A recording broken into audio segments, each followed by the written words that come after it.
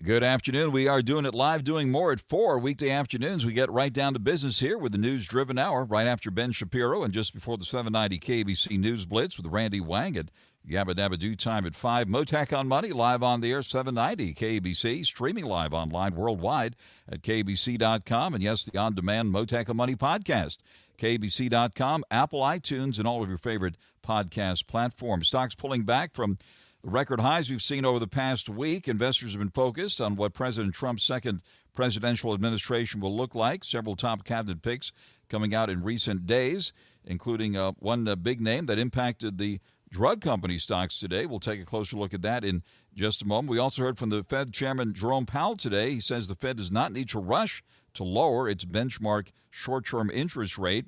He said the economy is not sending any signals that we need to be in a hurry to lower rates. He spoke today to business leaders in Dallas. The Fed chairman was pressed about how the Fed will change its policy after President-elect Donald Trump's victory last Tuesday. Economists think the president's proposals during the campaign, such as raising tariffs, will be inflationary and may curtail the Fed's rate-cutting path. The Treasury Department, meanwhile, again called on China to be more transparent with its currency policy, saying China's moves recently warrant close monitoring. In that semi-annual report to Congress, we see the Treasury said no major trading partner was manipulating the exchange rate between its currency and the U.S. dollar for unfair advantages. That report covers the 4 quarters through June of this year. The price of gold, meanwhile, pulling back, a 5th straight session decline today, the longest streak of daily losses we've seen since the middle of February. The price of gold right now is hovering at around $2,571 an ounce. New readings on inflation this week. Today we got the wholesale price number, and they're up a bit faster in October, once again suggesting that the Fed's battle to lower inflation to pre-pandemic levels may go on for a while. According to MarketWatch, the latest bump in inflation, to use the words of top Fed officials, could prevent the Fed from reducing high U.S. interest rates as aggressively as Wall Street had expected just a few months ago. Billionaire investor Warren Buffett's Berkshire Hathaway taking out a new position in Domino's Pizza during the third quarter, while also establishing a stake in Pool Corporation, sending both of those stocks higher today. Tapestry, that's the parent company of Coach, jumping 13% to lead the S&P 500 gainers today, while Capri Holdings, the fashion brand holding company, which includes Michael Kors, stock erased early losses to trade up 4% after Tapestry announced that it was terminating its $8.5 billion merger deal with Capri Holdings. Some of the big drug company stocks taking a hit today after President-elect Trump said that he will nominate Robert F. Kennedy Jr. as Secretary of the Health and Human Services Department. If the Senate approves, Kennedy, the former independent presidential candidate, will lead the department responsible for Medicare and Medicaid health coverage programs, the FDA, the National Institutes of Health, and the Centers for Disease Control and Prevention. Kennedy recently said in an NBC News interview that President Trump has said he wants Kennedy to clean up corruption at federal health agencies, return those agencies to science-based policies, and make America healthy again. Kennedy said there are entire departments like the nutrition department at the FDA that have to go, in his words. Los Angeles has a new police chief, veteran law enforcement veteran Jim McDonald, former L.A. County Sheriff, former Long Beach Police Chief, and former Assistant Chief at the LAPD. The Honorable Dennis ZINE, the former L.A. City Council member, former LAPD Sergeant, and current LAPD Reserve Officer, will be joining me live to talk about the big change at the top of the LAPD. Meanwhile, crime continues to rage with the focus of attention this week on a carjacker on the loose. And can you believe it? It's beginning to look a lot like the holiday season. It's November 14th already, Thanksgiving coming up in 2 weeks. The holiday season's upon us, and already tonight Beverly Hills is decked out and kicking off the holiday season big with the holiday season kickoff party on Rodeo Drive. We'll talk about that and how the holiday season is shaping up. We'll get right down to business this afternoon with TODD Johnson, the president and CEO of the Beverly Hills Chamber of Commerce, ahead of the big event tonight, Rodeo Nights, Holiday Lights, with a bright forecast out already for the holiday shopping season. But first, on your money, the markets, the economy, crypto, and the whole works now. Joining us live, investment expert Jonathan HOENIG, Fox News contributor, portfolio manager at Capitalist Pig Hedge Fund, and author of the book Price is Primary, How to Profit with Any Asset in Any Market at Any Time. Jonathan HOENIG, good afternoon to you, sir. Frank, it's great to be with you on KABC and so much to talk about. You mentioned Mr. Buffett a moment ago, an investment in Domino's. It doesn't obscure the fact, however, that Mr. Buffett's been pretty defensive as of lately. I believe a near record high level of his portfolio in cash. And despite the fact it's been a tremendous year for stocks, Frank, I have to say I'm a little skittish up here at these levels, especially after the election. We've had a hell of a run. I mean, Tesla is up 45% in just the last month. Some of these crypto plays are up hundreds of percent. So we've had a hell of a run, Frank. But as a professional investor, I'm concerned. And in fact, I'm starting to see some of the bigger names begin to roll over. On there live with Jonathan HOENIG, and looks like Warren Buffett took a stake in Domino's Pizza, but you're right, he's been raising the dough lately, even though Domino's may not be as much so. But he's sitting on a pile of cash. What do you think is going on there with Warren Buffett, who's celebrated as one of the world's great investors, sitting on a pile of cash in all this? Well, I could never speculate about Mr. Buffett. We know he looks for value, and it's hard to find a lot of value, Frank, when you look at names like Tesla, for example. As I said, I mean, here's a stock very much in the news, up 45% in just the last 6 months and trading at 85 times earnings. What I worry about is inflation. You know, we've seen the Harris and Biden administration take a bit of a victory lap, and yes, inflation's down, but if inflation's down, why are interest rates going up? I mean, Frank, I'm bewildered. Rates have gone up about 20% since the Fed started cutting rates. So that's, to me, the real genie that might not yet be back in the bottle, and one of the reasons I think that risk could have a tough time coming into the end of 2024. Right, and recently we saw gold hit a record high. It's pulled back a bit since the election. The dollar has firmed following the election of President Trump here, and that's certainly impacting things, right?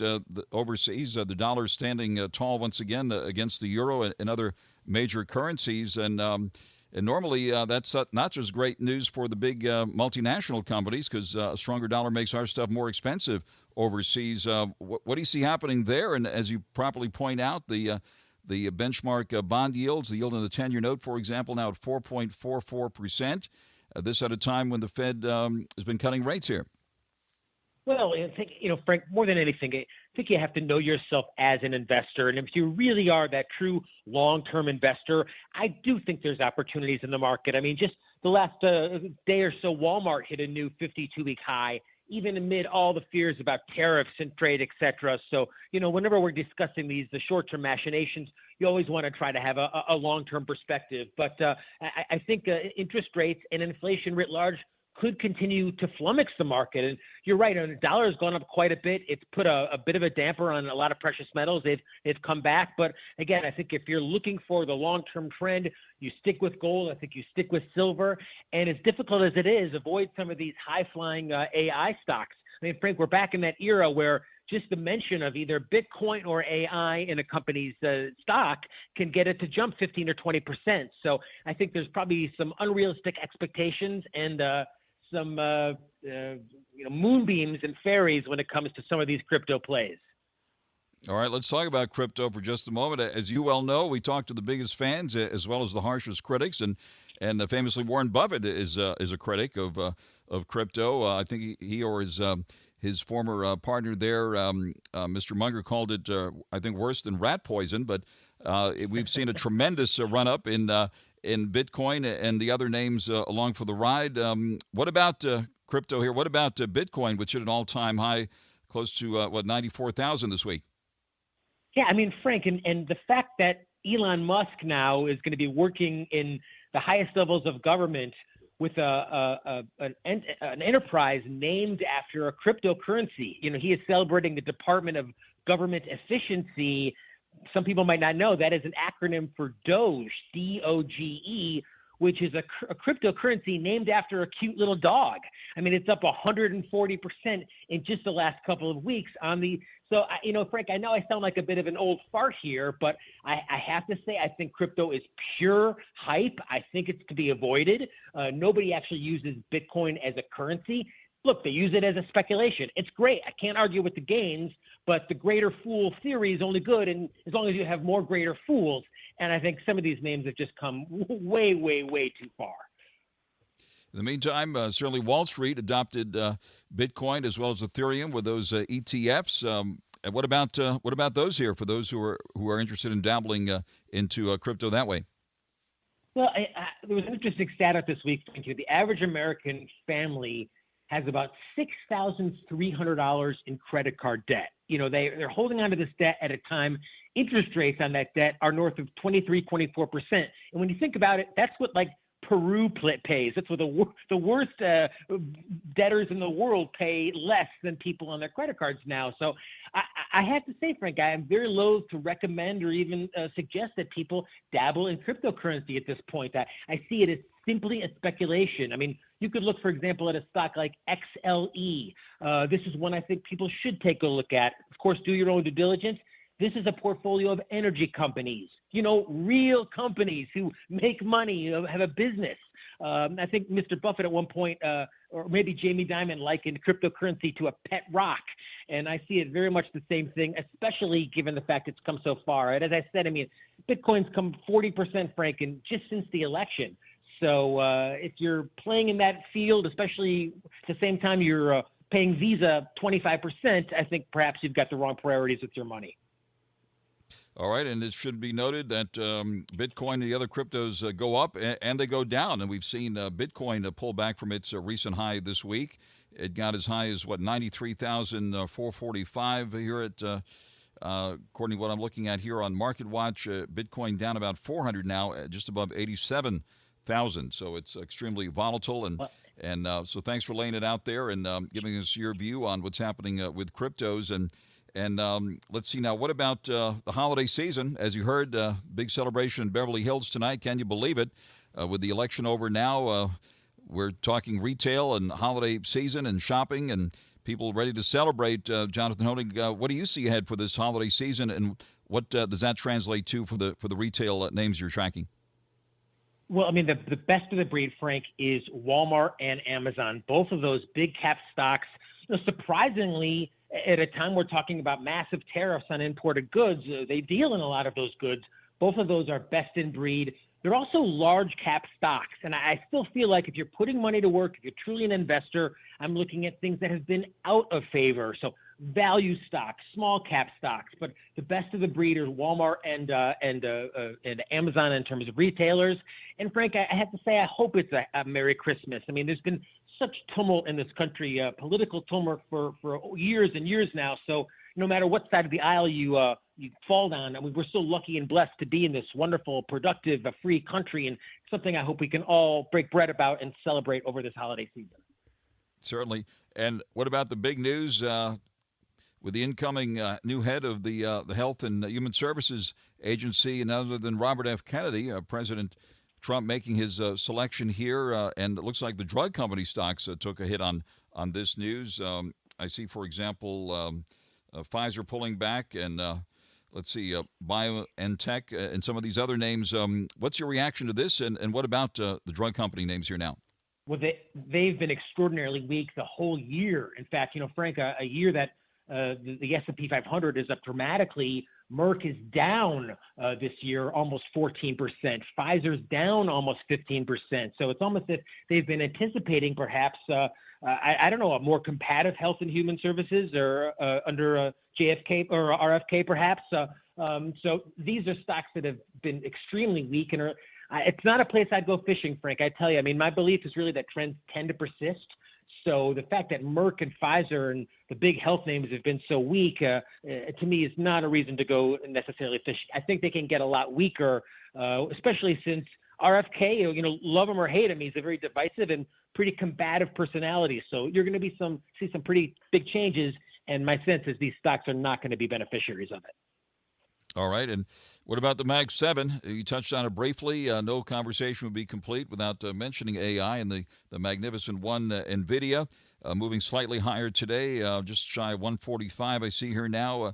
What about that one and the rest of the tech names, including Tesla, by the way, which was down nearly $20 a share to $311 today, by the way? Well, I mean, they've made such an incredible change in the world, Frank. I mean, we've watched these stocks for over a year now go almost parabolic, and you almost get the sense that now people are starting to experience just what AI is doing in terms of changing the world, and that's a positive thing. My concern is valuation. On the way up, value stocks lead, but on the way down, they get absolutely crushed. And if you think that's impossible, just remember that Microsoft, one of those Magnificent Seven now, was dead money for 10 years. Same thing with Oracle, same thing with Cisco Systems, and so many of those former go-go stocks. So, for my clients over at capitalispig.com, we're not chasing these names. We're looking at value. We're looking at small cap.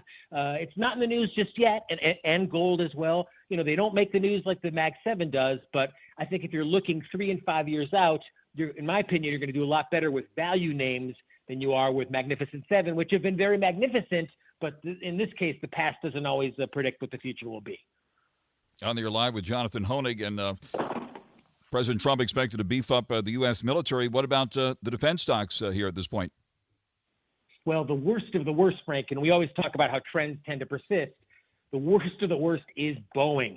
And Boeing has been terrible for years. When you think about it, Boeing 5 years ago was a $300 stock.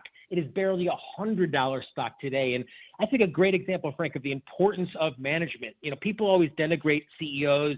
Anyone can do that. They're just cashing checks. But Boeing is a great example of, how poor management can really destroy a company, kicked out of the Dow and on the verge of really becoming junk status. So I think the one you want to look at in this sector, Frank, is Lockheed Martin. LMT is the stock price, actually down about 3% today, but up a solid 15% year to date. So, wouldn't be necessarily my first choice with putting the money to work. I think, as I said, the issue with the Trump trade is that the news is out now. Many of these stocks have made 15, 20% moves since President Trump was elected. So I'm looking for something that's maybe not so much in the news, but, could be doing well, like General Motors, for example. It was surprised, Frank, to see General Motors cross my screen.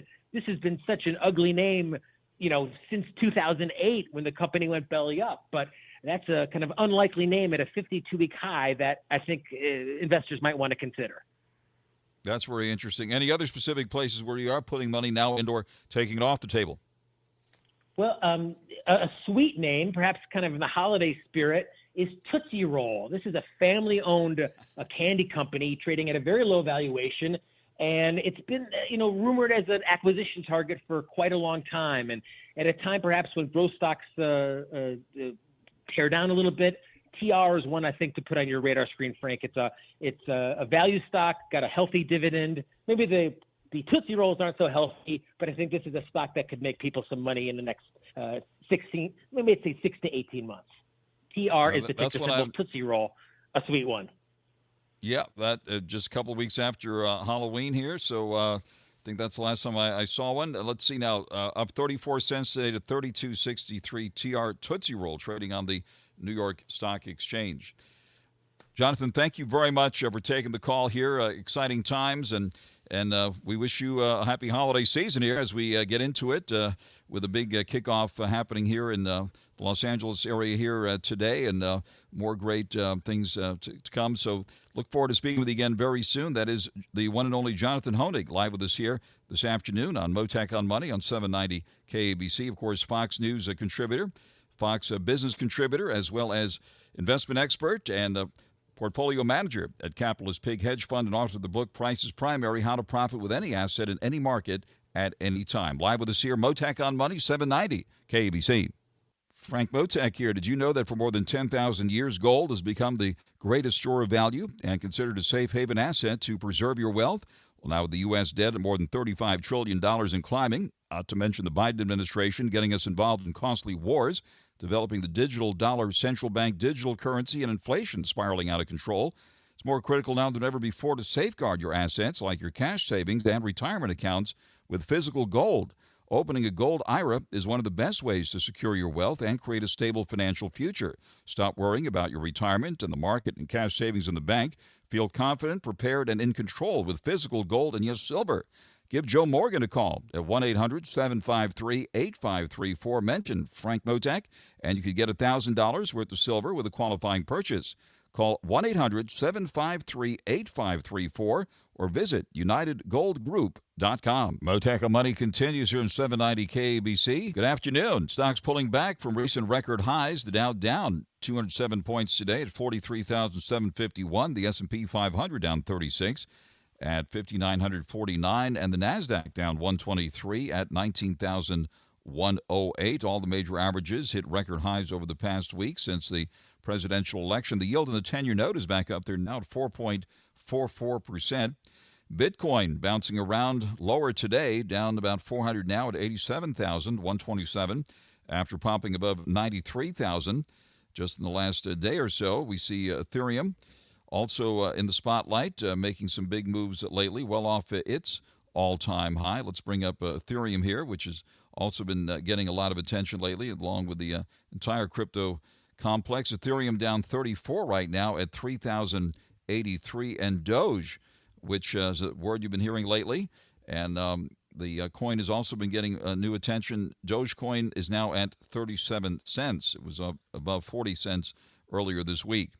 New readings on inflation today. The Producer Price Index moving up 0.2% in October and 2.4% over the past year. That's the reading on inflation at the wholesale level, accelerating in the month of September. Consumer Price Index came out yesterday showing consumer prices up 2.6% over the past year and up 0.1% or 1.9% annually, accelerating from that last reading. The core rate, by the way, is at 3.3% for the consumer price, stripping out food and energy.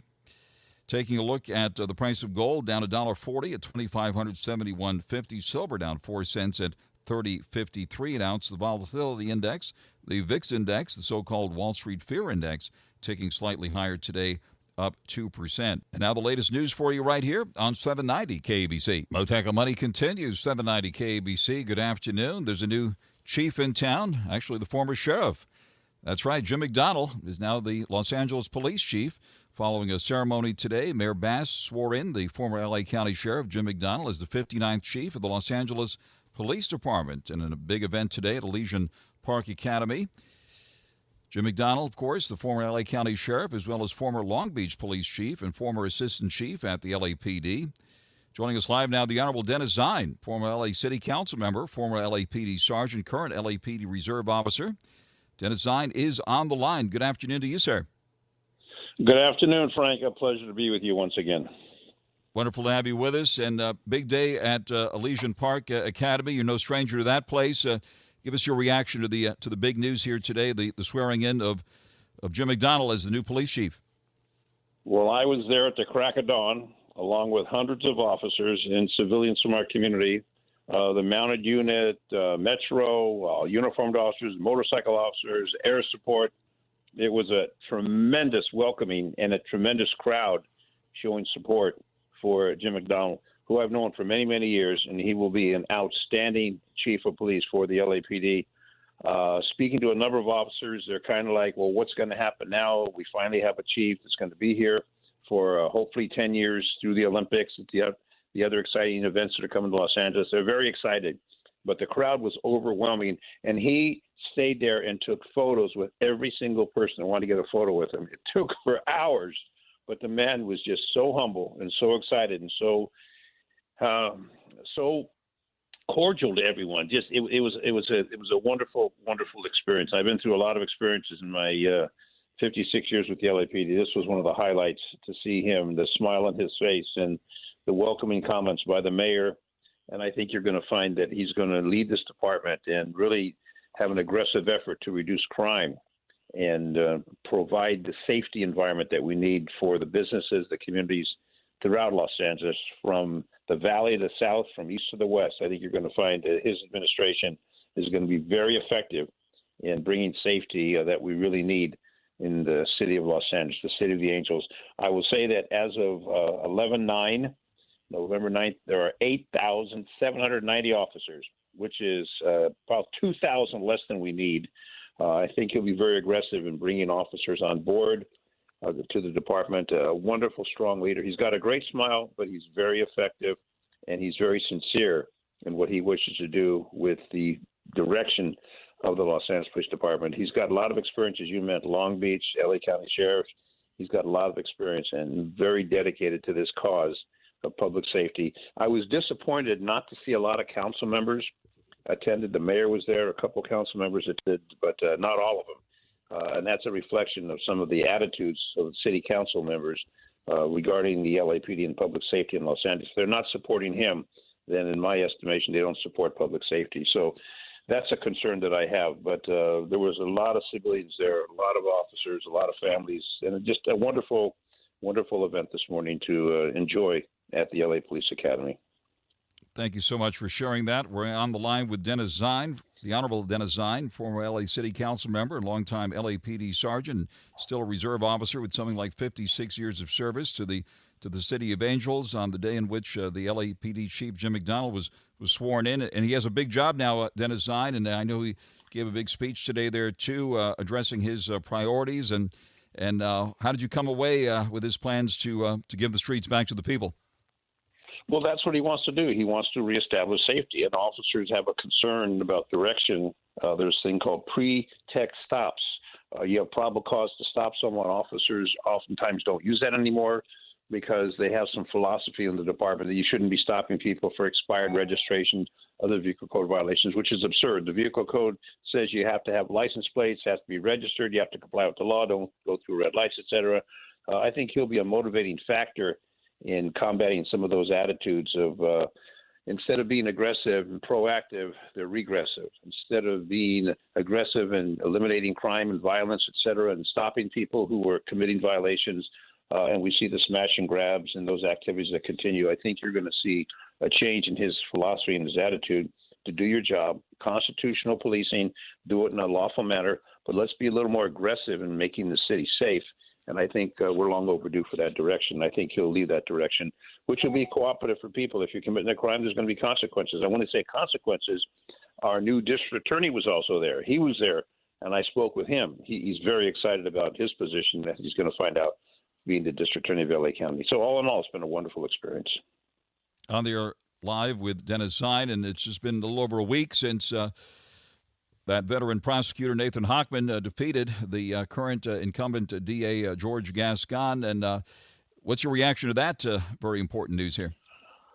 Well, I'm happy to see for the people of Los Angeles County, the 88 cities of LA County, they're finally going to have a prosecutor, a district attorney prosecutor doing the job instead of letting people out and not putting people in jail who committed violent crimes, robbery, rape, murder, whatever the case may be. And his latest Gascon's latest dog and pony show with the Menendez brothers, to put those out as a campaign thrust for him was ridiculous. I mean, the brothers committed murder on their mother and their father.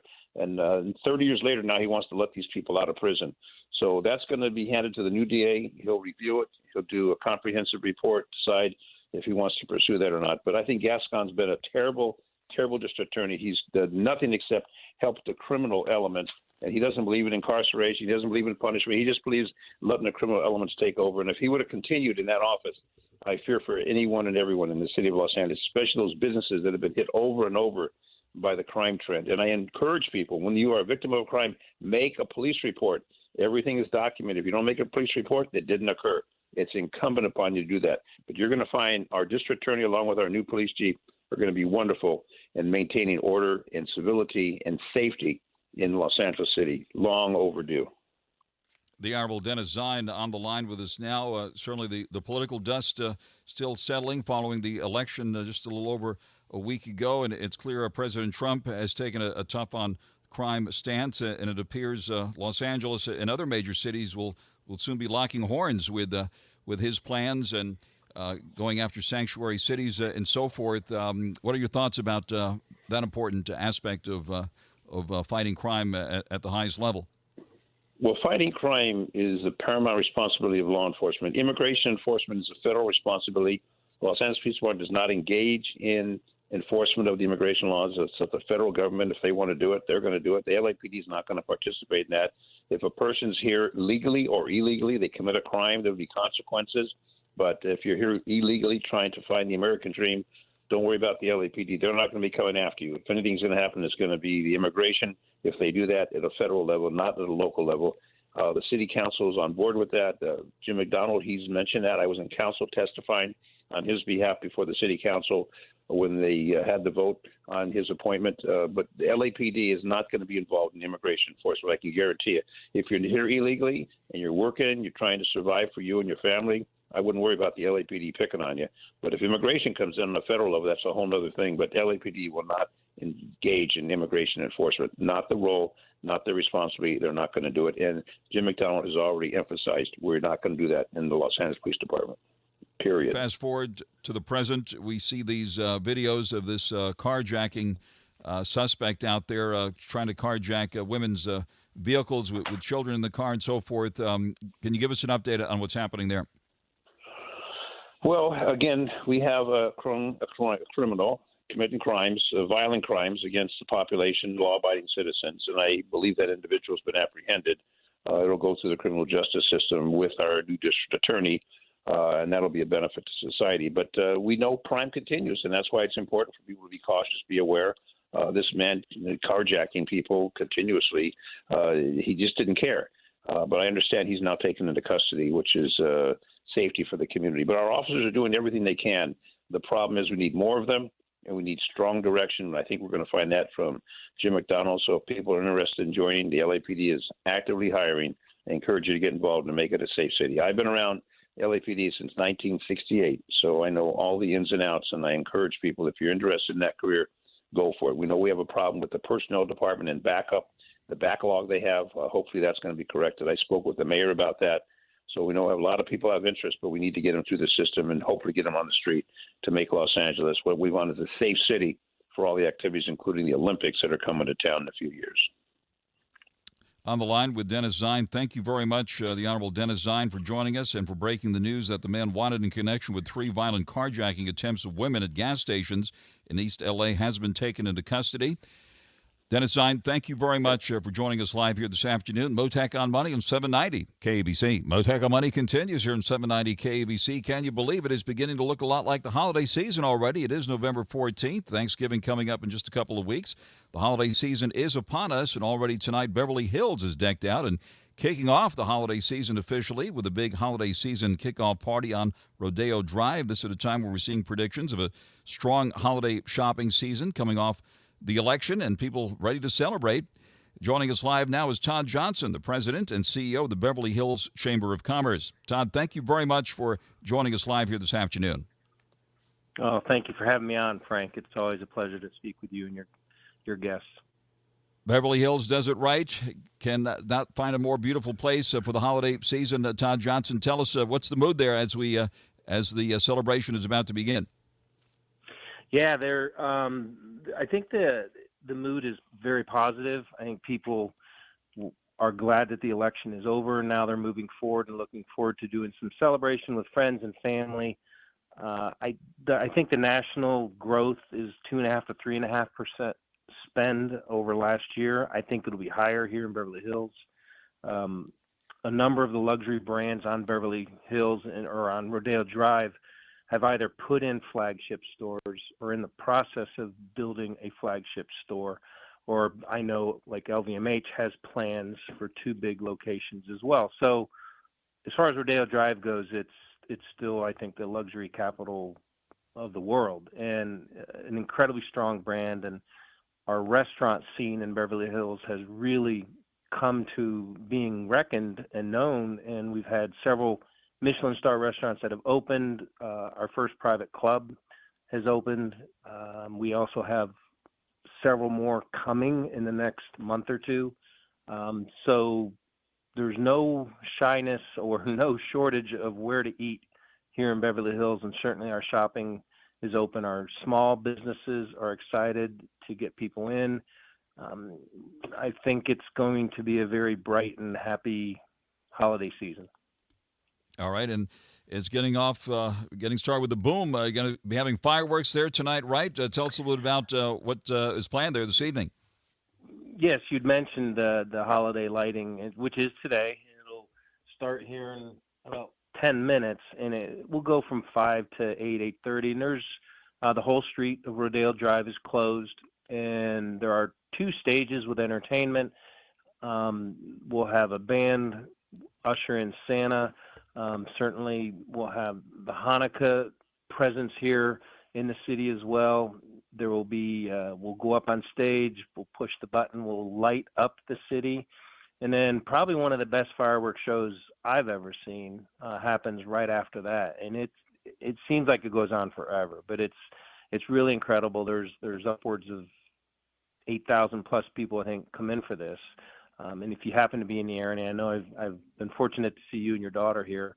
I think it's a great family fun event, and it looks like the weather gods are being good because it's going to be a nice, crisp night, but not too cold. How wonderful. And this year we have a Christmas situation again where Christmas coincides with the start of Hanukkah as well. So that's going to be wonderful as well. And certainly, as you well know, Beverly Hills are probably the safest area in the Los Angeles area, given the excellent police chief there, Chief Stainbrook, and all of the high technology, including the use of drones and so forth. Tell us about the safety there and how people can feel confident visiting the city, and how businesses are also supporting the police there. Yeah, I'm actually friends with Dennis ZINE, who I'm following on this interview, and I've known him and his son for a number of years when I was back at the Lowry's days at the Lowry's Prime Rib. But it is one of the safest cities, certainly in Southern California, if not the country.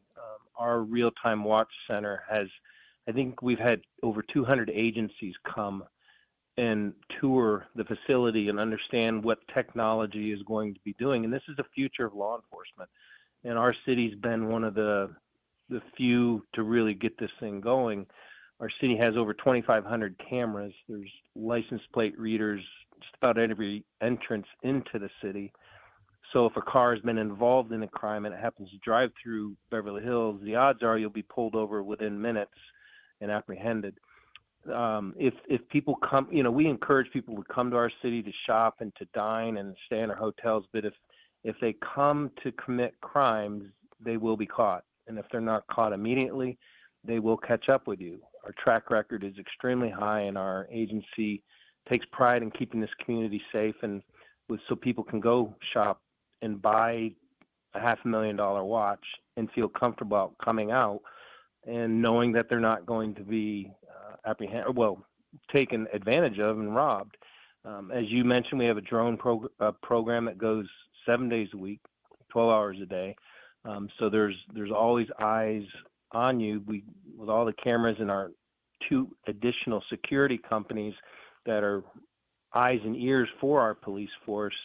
As a city, it would be difficult to be much safer. I think you always can be, but we're at the upper echelon, and extremely fortunate that our city, our council, and our residents are so supportive of not only our police but our fire as well.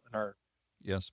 The slogan there, police and community together. Todd Johnson, President and CEO of the Beverly Hills Chamber of Commerce. You're a prince for joining us live just before the biggest event of the year there, the kickoff to the holiday season. Todd Johnson, thank you very much for joining us live here on Mottek On Money on 790 KABC. O'Shea Jackson Jr. and TJ Jefferson bring their unique take on sports entertainment with no contest wrestling, with guests like CM Punk. And I'm parked right next to the TV truck, and it's just Steve Austin's head looking at me. Just like, take a picture, sent it to Steve. Yeah. You know what I mean? He hit me back with a WTF, kid.